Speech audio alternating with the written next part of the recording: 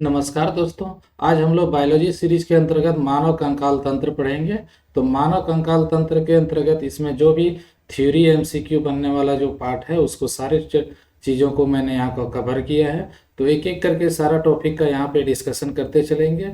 तो निश्चित ही ये जो मानव कंकाल तंत्र चैप्टर है, यहाँ से एग्जामिनेशन पॉइंट ऑफ व्यू से जो भी क्वेश्चन बनने वाले हैं उसका हम लोग यहाँ पे डिस्कशन करेंगे। तो देखते हैं सबसे पहले क्या है। मानव कंकाल तंत्र का अगर बात करते हैं, कंकाल शरीर को एक निश्चित आधार और आकार प्रदान करता है। तो जो भी हमारा स्केलेटल सिस्टम है तो वो क्या करता है, हमारे बॉडी को क्या करता है, एक निश्चित क्या करता है, ढांचा देता है। यह शरीर के ढांचे का निर्माण भी करता है। अब पूछा जाता है अगर कंकाल तंत्र के क्या कार्य हो सकते हैं, अगर हमारा स्केलेटन सिस्टम नहीं होता तो क्या प्रभाव पड़ता है, तो इसका क्या प्रभाव पड़ेगा। तो अगर हम बात करते हैं शरीर के जो भी हमारा इंपॉर्टेंट जो इंटरनल ऑर्गन है, अंग है, उसको क्या करता है, ये प्रोटेक्ट करके रखे हुए रहता है। सबसे पहला काम तो यही हम लोग देख सकते हैं। यह शरीर को गति प्रदान करता है। अगर हमारा शरीर में स्केलेटन सिस्टम नहीं होता, बोन्स नहीं होता, हड्डी, तो ये इसके कारण क्या होता है, बॉडी में मूवमेंट नहीं हो पाता। तो ये हमारे बॉडी का जो अंग है उसमें क्या करता है, मूवमेंट प्रदान करता है। इसके द्वारा कुछ महत्वपूर्ण कोशिकाओं का निर्माण भी होता है। तो इसके द्वारा जो बोन मैरो है, आरबीसी का क्या होता है, निर्माण भी होता है। तो यहाँ पर एक थर्ड वर्क इसका देख लिए। तो हम लोग मुख्यतः कंकाल तंत्र की अगर बात करते हैं तो इसका 3 महत्वपूर्ण कार्य है। सबसे पहला कार्य क्या है, शरीर के महत्वपूर्ण अंगों की सुरक्षा करता है। यह शरीर को गति प्रदान करता है। और तीसरा जो है, इसके द्वारा कुछ महत्वपूर्ण कोशिकाओं का निर्माण होता है। महत्वपूर्ण कोशिकाओं में जनरली क्या है, आरबीसी आ जाता है और डब्ल्यूबीसी आ जाता है। बोन मेरो द्वारा इसका निर्माण किया जाता है। अब हम लोग बात करते हैं, तो कंकाल तंत्र को हम लोग 2 भागों में मुख्यतः बांट कर क्या करते हैं, पढ़ते हैं। तो सबसे पहला क्या है, एक्सोस्केलेटन सिस्टम। तो एक्सोस्केलेटन सिस्टम नाम से क्लियर है, महत्वपूर्ण कंकाल तंत्र का वह भाग है जो शरीर के बाहरी भागों में क्या है, मौजूद होता है, और उसे बाह्य कंकाल तंत्र का नाम दिया जाता है। तो नाम से ही क्लियर है, सारे शरीर के बाहरी भाग में पाया जाता है। और ये का एक्सटर्नल यानी कि एक्सोस्केलेटन सिस्टम के अंतर्गत आएगा। इसके अंतर्गत त्वचा तथा त्वचा से निर्मित संरचनाओं को शामिल किया जाता है। जैसे इसमें अगर बात करते हैं तो आपको यहाँ पे क्वेश्चन किस तरह से पूछा जाएगा, ये एग्जाम्पल दे दिया जाएगा और उसमें से पूछ लिया जाएगा कौन सा इसमें बाह्य कंकाल तंत्र का एग्जाम्पल है। तो इसमें से कुछ महत्वपूर्ण एग्जाम्पल हम लोग देखते हैं। जैसे बाल जो हो गया हमारा क्या है, एक्सोस्केलेटन सिस्टम है। नख हो गया, नाखून हो गया, त्वचा हो गया, सिंह भी है। सिंह तो जानवरों में पाया जाता है, तो ये भी एक्सोस्केलेटन सिस्टम के अंतर्गत ही आता है।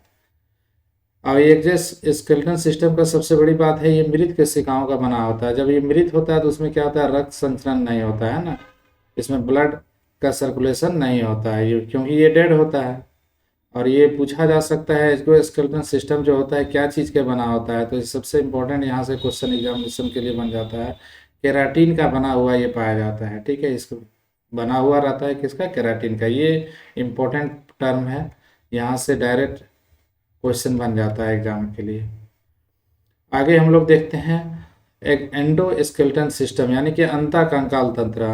अंतःकंकाल तंत्र का अगर बात करते हैं तो ये क्या करता है, शरीर के आंतरिक ढांचे का निर्माण करने वाले कंकाल तंत्र को हम लोग इसमें शामिल कर सकते हैं। इसके अंतर्गत हड्डियों से निर्मित संरचनाओं को भी शामिल किया जाता है। यहाँ पे मुख्यतः हम लोग टेंडन और लिगामेंट्स के बारे में देखते हैं, इसका क्या वर्क है। टेंडन की अगर बात करते हैं, टेंडन कहीं कहीं लिखा हुआ कंडरा भी मिलता है, तो आप कंफ्यूज नहीं करोगे। टेंडन का दूसरा नाम क्या है, कंडरा है। यह एक प्रकार का एक क्या है, टिश्यू है, ऊतक है, जो हड्डियों को मांसपेशियों से जोड़ता है। तो यहीं पर इसी से उठा के क्वेश्चन डायरेक्ट पूछ लिया जाता है, टेंडन का क्या वर्क है। तो टेंडन क्या करता है, हमारा जो बोन्स है और मसल्स है, ये दोनों को जोड़ देता है। बोन्स और मसल्स को जोड़ने वाले को हम लोग क्या बोलेंगे, ये कनेक्टिव टिश्यू में आता है ये भी, तो इसको हम लोग बोलते हैं टेंडन। इसमें प्रचुर मात्रा में सफ़ेद फाइबर पाया जाता है। तो ये हड्डी और क्या करता है, मांसपेशी को जोड़ के रखता है टेंडन। लिगामेंट्स का बात करते हैं तो ये यह भी एक प्रकार का सनेरी यानी कि कनेक्टिव टिश्यू है, जो हड्डी को हड्डी से जोड़ता है। तो यहाँ भी याद रखना है, हड्डी को हड्डी से जोड़ने वाला जो हमारा कनेक्टिव टिश्यू है उसका नाम क्या है, लिगामेंट्स है। लिगामेंट्स का कहीं कहीं स्नायु नाम लिखा हुआ मिल सकता है। हड्डी को हड्डी से कौन जोड़ता है, लिगामेंट जोड़ता है। और अगर ये पूछा जाता है हड्डी को मांसपेशी से कौन जोड़ता है, तो हम लोग बता सकते हैं ये टेंडन जोड़ के रखता है। मनुष्य में 206 हड्डियां होती है। एक जो वयस्क मनुष्य है उसके शरीर में 206 हड्डियां पाई जाती है। नवजात बच्चों में इसकी संख्या ज़्यादा होती है, जो लगभग 300 के आसपास होती है, लेकिन जैसे जैसे उम्र बढ़ते जाता है तो हड्डियों की संख्या कम हो जाती है और वयस्क होते होते उसका हड्डी की संख्या 206 पर पहुंच जाती है। ठीक है, लेकिन बच्चों में ये 208 हो जाता है। बच्चों की हड्डियों में क्या होता है, दरारें पाई जाती है जो कैल्शियम के जमाव के कारण। तो दरार में क्या पाया जाता है, कैल्शियम। उम्र बढ़ने के साथ साथ बढ़ती रहती है, जिससे व्यस्त अवस्था में हड्डियों की संख्या में कमी आने लगती है। जब तक दरार रहता है तो उसका संख्या ज़्यादा काउंट हो जाता है, लेकिन जैसे जैसे कैल्शियम भरते जाता है वो दरार में, तो उसका संख्या कम होते जाता है और अंततः 206 तक पहुंच जाता है। यहाँ से ये इम्पोर्टेंट टर्म है, यहाँ से डायरेक्ट क्वेश्चन बन जाता है। इससे हमारे हड्डी में टोटल 29 हड्डी होती है ना। हेड में कितने होते हैं, 29 बोन्स की संख्या है। अब ये 29 जो है उसको किस तरह से हम लोग बांट सकते हैं, कपाल से जो हो गया। कपाल में कितने होता है, 8 हो गया। ठीक है, हमारा जो फेस होता है उसमें 14 हो गया। और जो हमारा कान है ये भी हेड के अंतर्गत ही आता है, इसमें 6 है। और एक कंठ वाला एक आ जाता है। इस तरह से मिला करके 29 ऐसा हड्डी है जो हमारे क्या होता है, हेड में पाया जाता है। तो कपाल में 8 हो गया, फेस में ये दोनों से ज़्यादा उठा पूछा जाता है। कपाल हो गया और चेहरा, कपाल में 8 और चेहरा में 14 आ गया। कान में 6 हो गया, कंठ में 1 हो गया, और इस तरह से मिला के 29 टोटल हड्डियाँ हमारे शरीर में पाई जाती है। स्कल का बात करते हैं, जिसको हम लोग खोपड़ी बोलते हैं। इसमें 22 हड्डियां पाई जाती है। स्कल में टोटल हड्डियों की संख्या है 22 है। ठीक है, ये स्कल में हड्डियों की संख्या कितनी हो गई, 22 हो गई। तो यहाँ पर अगर स्कल का बात करते हैं तो उसमें हड्डियों की संख्या 22 हो गई। ठीक है, उसके बाद अगर इसमें अगर बात करते हैं तो एक हाइड नामक जो बोन होता है, हाइड नामक बोन, ये सबसे महत्वपूर्ण काम करता है। ये सिर को धड़ से हमारा क्या करता है, जोड़ के रखे रहता है। सिर को धड़ से जोड़ने वाला जो हड्डी होता है उसको हम लोग हाइड बोलते हैं। ये हिंदी इंग्लिश दोनों में इसी तरह नाम से मिल जाएगा आपको नाम। स्कल में बात करिएगा तो कपाल में 8 होता है और 14 चेहरा में हो गया, तो 22 हो गया। ऐसे हम लोग इसको पहले भी देख चुके। कंधे की हड्डी, जिसको हम लोग पिक्टोरियल ग्रेडल कहते हैं, तो पिक्टोरियल ग्रेडल की संख्या कितनी होती, 4 होती। पिक्टोरियल ग्रेडल 4 हो गया। और कॉलर बोन की संख्या कितना हो जाएगा, 2 हो गया। देखिए नाम से ही क्लियर है, कॉलर बोन 2, दोनों साइड में एक एक होगा तो यानी कि 2 हो गया। कंधे की हड्डी हम लोग पिक्टोरियल ग्रेडल इसमें रख सकते हैं याद, जिसकी संख्या 4 होगी। और कॉलर बोन की जो संख्या होगी वो 2 होगी। मनुष्य के दोनों हाथ में टोटल 60 हड्डियाँ होती है, यानी 30 होगा। लेफ्ट में भी 30 और राइट में भी 30 होता है। उसी तरह जो दोनों पैर होता है उसमें 60 होगा, 30 करके होता है इसमें भी इसका नंबर। कलाई की हड्डी होता है उसको हम लोग कार्पल्स कहते हैं ना। यहाँ से भी क्वेश्चन उठा के पूछ लिया जा सकता है। कलाई की हड्डी को क्या नाम दिया जाता है, कार्पल्स दिया जाता है। ये एक इम्पोर्टेंट टर्म है। हथेली की हड्डी को हम लोग मेटाकार्पल्स कहते हैं ना। देखिए कलाई और हड्डी, यहीं पर कंफ्यूजन क्रिएट हो जाता है। कलाई की हड्डी को हम लोग कार्पल्स बोलते हैं और हथेली की जो हड्डी होता है उसको हम लोग मेटाकार्पल्स बोलते हैं। जांघ की हड्डी जो होता है वो फीमर बोला जाता है। यहाँ बहुत सारे एग्जाम में आपको डायरेक्ट उठा के क्वेश्चन यहाँ से दे दिया जाता है। जांघ की हड्डी को हम लोग फीमर कहते हैं।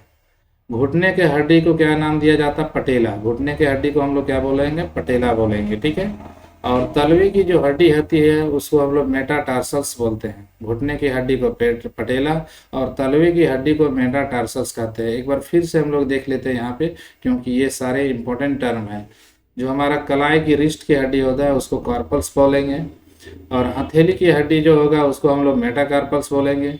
जांघ की जो हड्डी होती है उसको हम लोग क्या बोलते हैं, फीमर बोलते हैं, जो हमारे शरीर की सबसे लंबी हड्डी होती है। घुटने की हड्डी को हम लोग पटेला बोलते हैं, और साथ में तलवे की जो हड्डी होती है उसको हम लोग मेटाटार्सल्स बोलते हैं। ठीक है, उसके बाद हम लोग यहाँ पे कुछ फ्लोटिंग रिब्स के बारे में देखेंगे।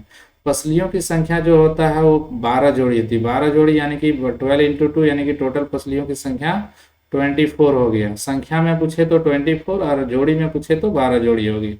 इस प्रकार पसलियों की का एक सिरा खुला रहता है। पसलियों का एक सिरा क्या रहता है, खुला हुआ रहता है। कमर में 2 पेल्विक ग्रिडल पाई जाती है। तो यहाँ पर भी क्वेश्चन बन जाता है, कमर में पेल्विक ग्रिडल की संख्या कितनी हो जाएगी, 2 हो जाएगी।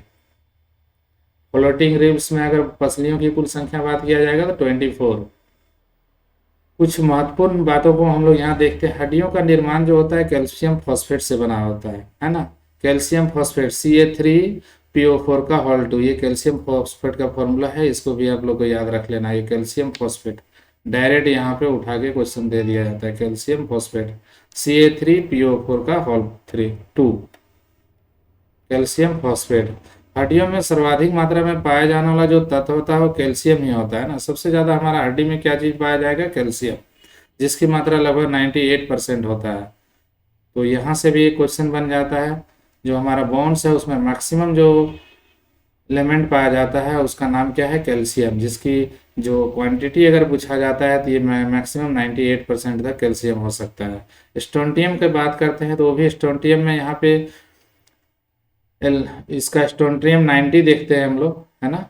स्टोंटियम 90 जो कैल्शियम की तरह ही व्यवहार करता है और हड्डियों पर जाकर ये क्या करता है? कैल्शियम की तरह जमा भी हो जाता है। इसके जमाव के कारण बोन मेरो जो कि क्या करती है? और बोन मेरो की कोशिकाएं सक्रिय हो जाती है। और जैसे बोन मेरो की कुछ जो हमारा कोशिका है अगर वो सक्रिय होगा तो उसमें क्या होता है? बहुत ज़्यादा संख्या में WBC यानी कि वाइट ब्लड सेल्स का निर्माण होने लगता है। तो जिसके कारण एक क्या होता है? बीमारी का रूप धारण कर लेता है, जिसको हम लोग ल्यूकेमिया बोलते हैं। और ल्यूकेमिया को हम लोग साधारण बोलचाल की भाषा में ब्लड कैंसर बोलते हैं। ठीक है, ये भी एक जानलेवा बीमारी हो गया। तो इसका रीजन क्या रहता है? जो कि हमारे बॉडी में क्या होता है? स्टोंटियम का क्या होता है? अधिकता हो जाता है। और स्टोंटियम क्या करता है? जाके हड्डियों पर जाके जम जाता है। और जिसके कारण क्या होता है? बोन मेरो एक्टिव हो जाता है और इतना ज़्यादा एक्टिव हो जाता है जो कि WBC का जो संख्या है हमारे बॉडी में बहुत ज़्यादा बढ़ जाता है, जिसके कारण क्या होता है? एक बीमारी का रूप ले लेता है और उसको हम लोग ब्लड कैंसर यानी कि ल्यूकेमिया के नाम से क्या करते हैं? जानते हैं। तो ये WBC की अधिकता, वाइट ब्लड सेल की अधिकता के कारण ल्यूकेमिया देखने को मिलता है। कैल्शियम की मात्रा में अगर कमी हो जाएगा तो हमारी हड्डियां कमज़ोर हो जाएगी, जिससे बच्चों में रिकेट्स नामक बीमारी है। रिकेट्स यानी कि हड्डियां क्या होती है? मुड़ जाती है। छोटे बच्चों में इसको विशेष रूप से देख सकते हैं। इसका जो पैर होता है कुछ ऐसा करके टेढ़ा टेढ़ा क्या होता है? उसका पैर हाथ वगैरह देखने को मिल जाता है। और बुजुर्गों में भी ये बीमारी देखने को मिलता है, जिसको हम लोग ऑस्टियोपोरोसिस बोलते हैं। हड्डियां कमज़ोर हो जाती है, थोड़ा सा चोट वगैरह या गिरने से हड्डियां तुरंत टूट जाती है, जिसको हम लोग ऑस्टियोपोरोसिस नामक बीमारी से जानते हैं, जो अधिकांशतः बुजुर्गों में यह पाया जाता है। रिकेट्स बच्चों में होने की संभावना ज़्यादा होती है। विटामिन डी हमारे हड्डियों के लिए उपयोगी है, जो कि कैल्शियम का जमाव करने में हमारे हड्डियों पर सहायक होती है। शरीर की सबसे लंबी हड्डी का नाम फीमर है, जो जांघ की हड्डी होती है। इसका हम लोग पहले ही डिस्कस कर लिए हैं। सबसे लंबी हड्डी जो होती है फीमर होती है, जो जांघ की हड्डी कहलाती है। शरीर की सबसे छोटी हड्डी जो होती है स्टेपिज होती है, जो कान की हड्डी है। ठीक है, स्टेपिज हमारे शरीर की सबसे छोटी हड्डी होती है, जो कान में पाई जाती है। शरीर की सबसे मजबूत जो हड्डी होती है, ये भी इंपॉर्टेंट क्वेश्चन है, जो जबड़ा का हड्डी होता है वो शरीर के सबसे मजबूत हड्डी होता है। वर्टेब्रल कॉलम यानी कि कशेरुक दंड की संख्या टोटल 33 होती है। हमारे शरीर में जो वर्टेब्रल कॉलम है यानी कि कशेरुक दंड की संख्या जो है वो टोटल 33 होती है। पैर में फीमर के अलावे टिबिया एवं फेबुला अन्य 2 हड्डियां पाई जाती है। तो यहाँ पे याद रखना है, टिबिया कहाँ पाई जाती है? हमारे पैर में ही होता है। फेबुला हमारे कौन सा हड्डी है? ये भी कहाँ पाई जाएगी? तो पैर। ये दोनों क्वेश्चन उठा के एग्जाम में पूछा हुआ है। हाथ में ह्यूमरस के साथ साथ रेडियस और उल्ना अन्य 2 हड्डियां पाई जाती है। तो आपको क्वेश्चन पूछा जा सकता है, उल्ना निम्न में से शरीर के किस भाग में पाए जाते हैं? तो ये हाथ में पाए जाने वाली हड्डी है एक उल्ना। लिखते समय लगभग 8 हड्डियों का क्या करते हैं हम लोग? उपयोग करते हैं। अगर हम लोग पेन पकड़ के कुछ लिख रहे हैं तो उसमें 8 हड्डियों का उपयोग हो जाता है एक साथ में। मांसपेशियों में थकान जो होता है हमारा, कभी कभी क्या होता है मांसपेशियों में थकान आ जाता है, खिंचाव आ जाता है। तो ये क्यों होता है? क्योंकि वहाँ पे ऑक्सीजन की कमी हो जाती है, जिसके कारण वहाँ लैक्टिक एसिड का क्या होता है? निर्माण हो जाता है और इसी के कारण मांसपेशियों में थकान देखने को मिलता है। हमारे कानों में उपास्थियों की उपस्थिति, कार्टिलेज पाया जाता है ना। हड्डी और कार्टिलेज में यहाँ पे अंतर है। तो ये उपास्थियों की उपस्थिति के कारण ही आसानी से मोड़ा जा सकता है। ये कार्टिलेज होता है, जिसके कारण ये आसानी से क्या होता है? मुड़ जाता है। एक्टिन मांसपेशियों का वह भाग है ना, जो संकुचन उत्पन्न करने के लिए सिकुड़ता है ना। एक्टिन अगर नहीं होता तो हमारे मांसपेशियां क्या होता है? आसानी से सिकुड़ती नहीं। ऑर्थोप्लास्टी कूल्हे के जोड़ का प्रतिस्थापन है ना, ये भी एक इम्पोर्टेंट है। ऑर्थोप्लास्टी जो होता है हमारा जो कूल्हा होता है उसका जोड़ का क्या होता है? प्रतिस्थापन, उसको डिस्प्लेस कर दिया जाता है। तो इसी को हम लोग ऑर्थोप्लास्टी टेक्नोलॉजी कहते हैं। एड्रेनलाइन हार्मोन जो एड्रेलिन जो हार्मोन होता है वो हमारे हार्ट का क्या करता है? जो रेट है, हार्ट बीट जो है उसको बहुत तेज कर देता है। कान के अंदर कंपन करने वाली 3 हड्डियां होती है, वो तीनों का आपको नाम याद रखना है। कान के अंदर जो क्या होता है, वाइब्रेशन क्रिएट होता है, वो किसके कारण होता है? हैमर हो गया, एनविल हो गया, स्टेपिज हो गया। हैमर, एनविल और स्टेपिज, इसमें से स्टेपिज हमारे शरीर के सबसे छोटी हड्डी होती है। हैमर, एनविल और स्टेपिज, ये कान की 3 हड्डियां हैं जो कि कंपन करती है। तो ये आज हम लोगों का जो सीरीज था स्केलेटन सिस्टम, ये आई होप आप लोगों को समझ में आया होगा। ये आप अपने दोस्तों के साथ इसको शेयर कर दें।